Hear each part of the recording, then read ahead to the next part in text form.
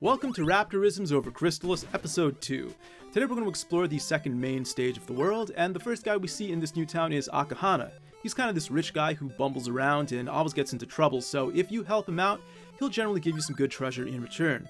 Alright, so let's explore this town a little bit more, this town called Brinemare. And this lady over here is going to tell us that there is a village where only women live, but we won't be able to get to there for a while. This guy's going to tell us about the village of Oak, which is actually the next village we're going to head to, but it is deep within a poison forest. Now that part of the game is a complete ripoff of Nausicaä of the Valley of the Wind, a very famous Ghibli movie, and I hadn't seen that at this point. In fact, I wouldn't see it for another like 20 years after I started playing this game, but once you see that movie, you know immediately that it is a huge ripoff. Alright, so here's a guy who just found out how to get rich quick, and he is out of here. That never really ends well now, does it? So we're going to find this guy not too long from now, but it's not going to be a pretty sight. And let's finally talk to a bunch of people here. Okay, so there's the wise man Tornell who lives with his pupils in the north. We're going to go across there in just a little bit in order to learn a new spell. But first, let's see if there's anything I want to sell. This is our first pawn shop, and actually, my items here, I want to keep them all for now, even the medical herb, which is kind of useless. Also, let me stop by the inn because my life force and money and HP are all fairly low. This one is $20. The inn back at Leaf was $16. So far, not much of a price difference, but things are going to pick up fast. Inflation is huge in this game, so while you have money, just spend it because you're going to get a lot more very, very close in the future. So let's buy some of our first armor in the game here. The leather armor, 140 bucks, which is the best armor I can afford right now. And that leaves me with 50 bucks, which is enough for now. Like I said, money inflates really fast in this game, so if you have money, you may as well spend it. Alright, let's put on the armor, and now head out into the real world. So right now, I'm at level 3. You can see that my defense stats just went up a bit. Actually, let me see if I want to buy anything. I don't. I actually have all of these items. Crap. I think I accidentally bought it. Well, this is what I get for playing on a different controller for the first time in ages. Alright. So I played this game originally on the NES, but right now I'm playing on an emulator with kind of just a general purpose video game controller here. I had to set up the buttons myself. I don't recall if I did the BA or the AB in the right order, but it doesn't really matter. Once you get used to it, it's fine. Okay, so let me save my game and then explore the world a bit here. So I want to find Akahana's mask that he dropped. I also want to see Tornell, who might teach me a spell. And let's see if I can also get to the village of Oak, which is deep within the poison forest.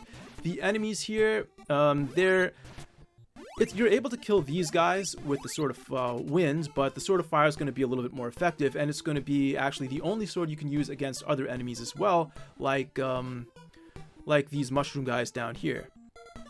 See, I can't hurt these guys at all right now with the Sword of Wind. Alright, so today's rant. I'm not going to do a very long one because there's a lot of stuff to get to in this video, and I'm not going to do that much leveling up, but I want to talk a little bit about Vanderbilt Football, the debacle known as Vanderbilt Football, and I warned you guys, if you didn't give me a topic to talk about, I was going to talk about whatever the hell I wanted to, and most of you probably don't give a damn about Vanderbilt Football, and to be honest, most people who go to Vanderbilt don't care about Vanderbilt Football either, but they recently made the news with a publicity stunt in which they brought in a female kicker. Now, Vanderbilt, let me just give you some background here. They are a historically bad, well, I don't want to say bad necessarily, but unsuccessful. The reason for that mainly being that they're in the most competitive division in NCAA college football. And yeah, there are a lot of great teams in that division, the SEC, the Southeastern Conference. It's really, really hard to be successful there, especially when Vanderbilt has by far the most stringent academic standards. So recruiting is really, really difficult. Alright, so here's where I would find Tornell, but he's not here right now. I guess I have to do some other things first in order to get Tornell to appear here. But this is one of his disciples, Stom. I'm going to be seeing him as a recurring character through various points of the game.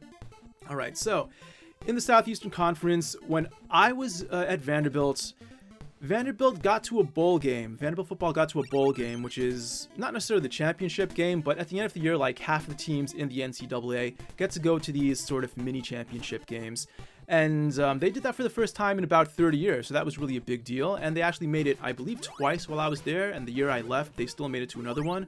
Like, they made it to consecutive bowl games for the first time since, I think, World War II, so that was a huge deal, and the football program really seemed like it was on the way up. Okay, so I found the statue that Akahana dropped. I'm going to give it to him right now. And let's see what I get in return. Okay, I hand him the statue, and he's going to give me the gas mask to avoid poison in the poison forest. This is a big deal because now I can actually get to the village of Oak. And why don't I head there right now? Because I wanted to go to Tornell, but he wasn't actually there. Maybe I have to go to the forest first before I can actually speak to Tornell. Alright, so Vanderbilt Football looked like it was doing okay, but in recent years the program has come crashing back down to earth because, once again, the recruiting at Vanderbilt is really hard because you can't just find good athletes, you have to find good athletes who can also get good grades and, you know, put up with the academic rigors of Vanderbilt. So, yeah, they came crashing down to earth, and this year, because of COVID largely, they've been absolutely terrible, but once again, that is a problem that all programs have had to deal with. Vanderbilt isn't unique in that, and they haven't won a single game this year. Now, a lot of the out-of-conference games were, canceled, so Vanderbilt's only been playing in division, and because this division is really tough, perhaps people didn't expect them to win a single game, but still, the roster has been absolutely wrecked by the COVID pandemic, and because of that, here is the publicity stunt. They brought in a female kicker. So you just saw that I went into the forest and I got hit by poison right away. So this time, I'm going to put on the gas mask, and we'll see that I'll be able to go through this forest without getting hit by the poison. Now, the enemies here are still really tough, so I don't want to fight too many of them right now. In fact, I'm pretty sure I can't kill any of them with the Sword of Wind. Yep, I cannot hurt them at all. So let me just get right to the village of Oak as soon as I can and avoid all these insects along the way. Okay, so this female kicker was from the women's soccer team, and the women's soccer team is actually really good. They just won the SEC championship, and this is, a Division I team, so these are some of the best soccer players perhaps in the country, at least at the collegiate level. So there's no doubt that this girl can probably kick really well, especially for a girl. Alright, so now I'm in the village of Oak here. This guy tells me to go in peace. Pretty much everyone here is going to tell me to, quote, go in peace, because they're not humans. I can't really understand their language. I don't even know how they can say go in peace in the first place. I'd be really interested to know what they said in the original Japanese.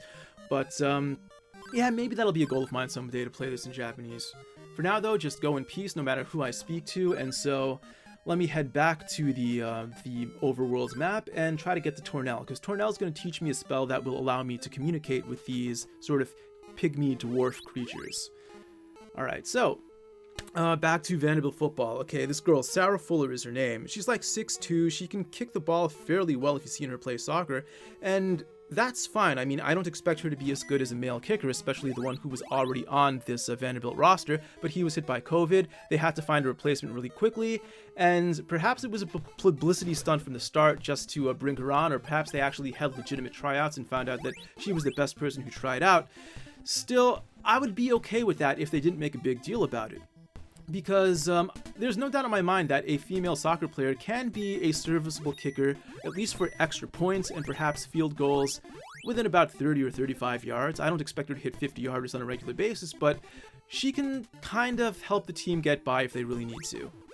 The problem is the way they celebrated the one play that she had in the game, and that was a terrible play. The media here, the Vanderbilt football team here, and the girl herself were really annoying about this, and that's the problem I have here. So the one play that she had in this game was to kick off the second half. And Vanderbilt didn't actually score in this game. They lost 41-0, so it was a terrible game for them. Usually she'd be kicking points after touchdowns, PATs, or extra points as they're sometimes called, right after Vanderbilt scored a touchdown, but they didn't even come close to doing that. In fact, they didn't even get into field goal range, which is about 30 yards or so prior to the end zone in order to attempt a field goal. So she only got this one kickoff, and if you just watch it, it was pretty embarrassingly bad. Now, when I saw it for the first time, I thought it was absolutely terrible. However, they later explained it was a designed squib kick. And I'll explain what that is in a moment, but now we meet Tornell. So Tornell is going to make me battle against Storm over here, and if I can actually force him against the back wall, he is going to acknowledge my strength and give me a new spell. But I just got wrecked pretty bad, and I was suspicious about this when I first played the game on the NES, but now that I have an emulator and can set up like a turbo button as I'm using right now, I actually can confirm that it is impossible to win on your first or second tries. On your third try, you can win, but it's really hard. You have to really mash that button hard, and on the 4th try, you should be able to win fairly easily. So once again, here I am on my 2nd try, and I am once again getting beaten up by Stom, even though I used the turbo key. Alright, so he's gonna taunt me again, tell me to come back when I have more power later.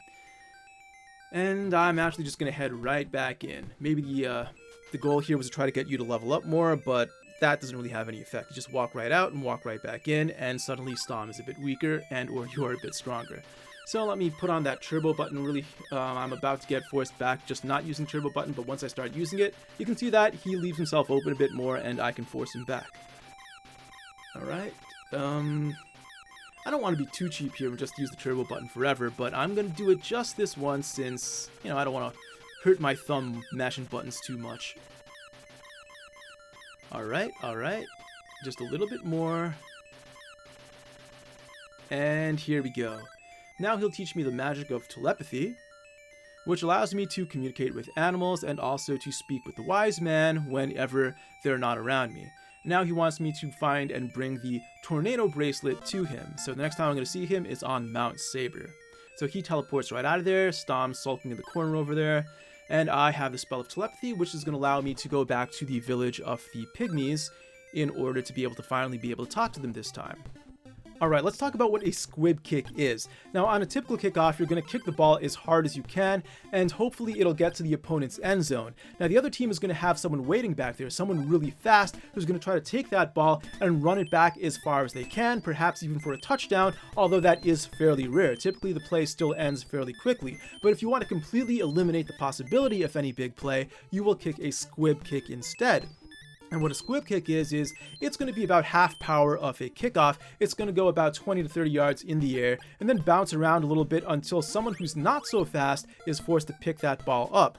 Now in this case, because the player isn't so fast, they're not going to get that big play, they're not going to get that touchdown, but they'll still get pretty good field position because the ball was never really kicked that far in the first place. Why would you actually do a squib kick? Well, sometimes you're going to do it because the opponent has a really good returner and you want to avoid that big play.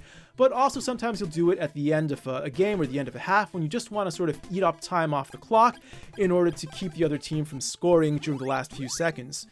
Now, why would you do that to kick off the second half of a football game, especially when you're down 21-0? Well, the only reason they did it this time around is because they wanted to avoid the kicker getting injured, and I kind of see where they're coming from. SEC football players are really big, really strong, really fast. And it's not just a matter of her being a girl, right? Even if you put me out there, and I'm in fairly good shape, I'm fairly big, but I would get absolutely crushed by an SEC football player if I did sort of kickoff return, a kickoff protection. So, yeah, I don't blame them for making the call here, but I do blame her. I blame the kicker, I blame the team, I blame the media in general for trying to make this into a much bigger play than it actually was. Alright, so now I'm finally in town. I can talk to all these pygmy guys here, but none of them like me. The owner's going to tell me to get out of his house because he doesn't like the smell of humans. So clearly no one's taking kindly to my type around here.